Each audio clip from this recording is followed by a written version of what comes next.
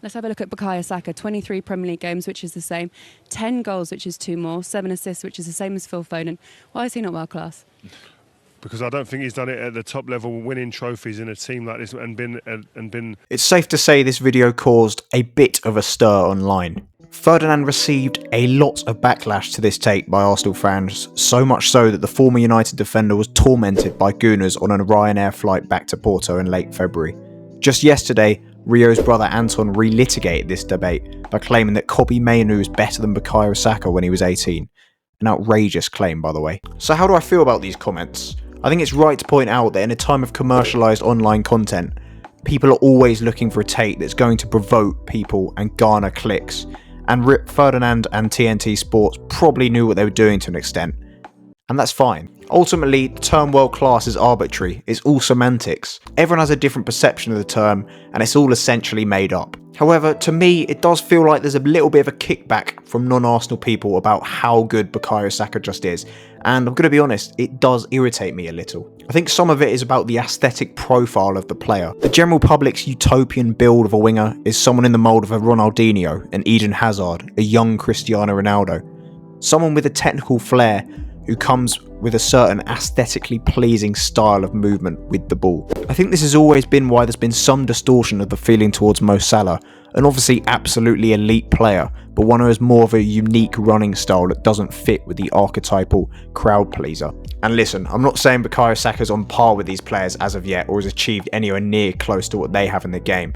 But I do think he's up there with one of the best players in the world. He's up there as one of the best players in the world, clearly, for me, and this doesn't feel like a mainstream opinion. Part of it is to do with his linear career development and how that makes it difficult for outsiders to resonate with him, which Alex from The Different Knot perfectly demonstrated in a video when all of this was kicking off. The link will be in the bio, by the way.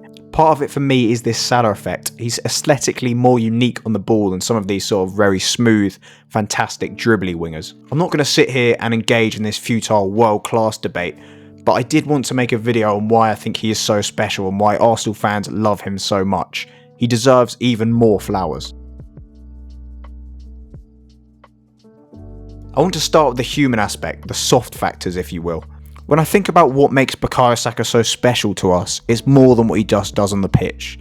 It's what he represents off it. We've seen a scintillatingly good winger in recent times at the Emirates in Alexis Sanchez, who transcended the level Saka's been able to reach at this point in his career. However, I think all Arsenal fans would agree that there isn't the same sentiment towards the Chilean, for obvious reasons. If Saka had been a £25 million signing a couple of years ago, there wouldn't be the same special emotional connection between him and the fan base. Not only is he a Hale End graduate, he's also a symbol of the current project that has seen us rise from mid-table mediocrity to title challenges in a matter of years. When Saka came into the side, we were languishing in mid-table. We finished 8th in 2 consecutive seasons. We were in the depths of despair. In the midst of this circus of a squad, a Hale End core emerged, and at the heart of it, a baby-faced Bukayo Saka flourished. He was a shining light in our darkest days, and not only that, he rose and improved with the team. He became the poster boy of our new project and has taken us right to the pinnacle of world football. Being a lifelong Arsenal fan, who's been on the books since he was 7 years old,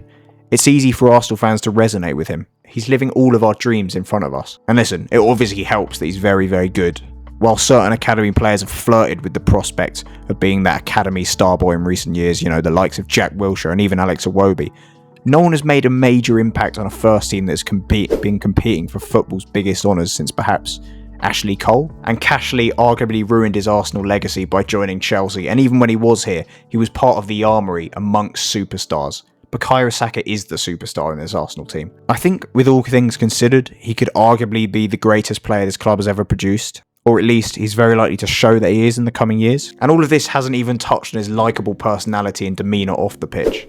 From the humble interviews to the heartwarming interactions with fans, such as the scene in All or Nothing when he invites a young fan who wrote to him to play on the Emirates pitch, it's clear that Bukayo Saka is not just a special player, he's a special person. He exudes the values of the club, the class and the commitment to bettering the North London community. Anyway, enough of that soft factor stuff. Why is Bukayo so special on the pitch? On the surface level, he has elite output.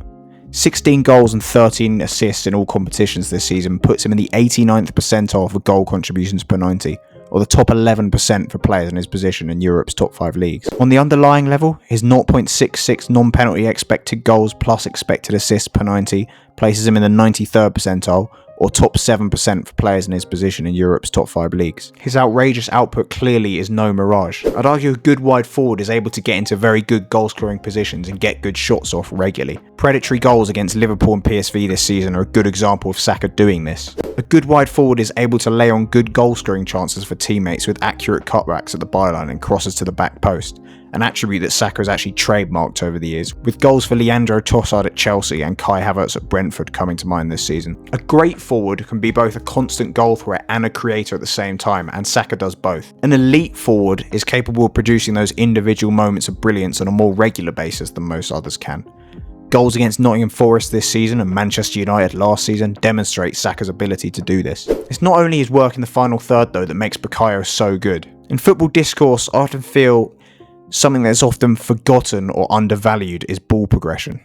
It's always about what people do in the final third and how they prevent goals in their own third. What about how you get the ball up the pitch? Saka is something of a cheat code in this aspect in terms of progressing the ball up the pitch. You can feed him the ball in very difficult positions out wide with several players around him, and he's able to pin them and drive forward with the ball. He's also very effective at making runs into the final third or finding space in the final third to receive relatively simple passes from deeper players. If you watch him, you can see this ball carrying and ball receiving in dangerous areas on numerous occasions throughout a match. He enables Arsenal to get the ball up the pitch so frequently, which leads to good attacking opportunities. This is also reflected in the data, ranking in the 85th percentile for progressive carries per 90 and the 98th percentile for progressive passes received per 90. All of this doesn't even mention his tremendous off the ball work, which is pivotal to Arsenal potentially being the best off the ball team in the world.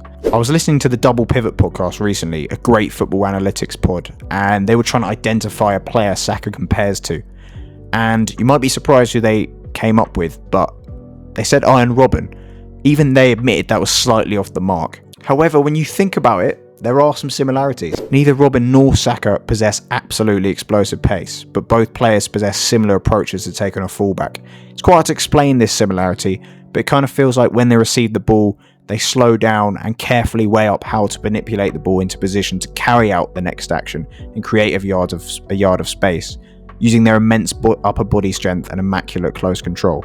It sounds like a bizarre comparison, but watch both players and how they receive the ball and how they approach taking on a fullback, and you'll see some of those similarities. In summary, Bukayo Saka is special, essentially. As Alex so eloquently put in his video, there are cultural and psychological reasons to do with the narrative around the player as to why not everyone sees why he's so special. However, it also feels like there's a lot to do with the aesthetic style of the player. In essence, it doesn't really matter if outsiders can't see how special Bukayo Saka is, even if it irritates us a little bit on Twitter. We all know how good he is, and soon the rest of the world will. If you enjoyed this video, please leave a like and subscribe to the We Love You Arsenal channel, because we have a lot more content coming like this. Listen to our podcast, the Arsenal Cannon podcast, and we'll see you soon.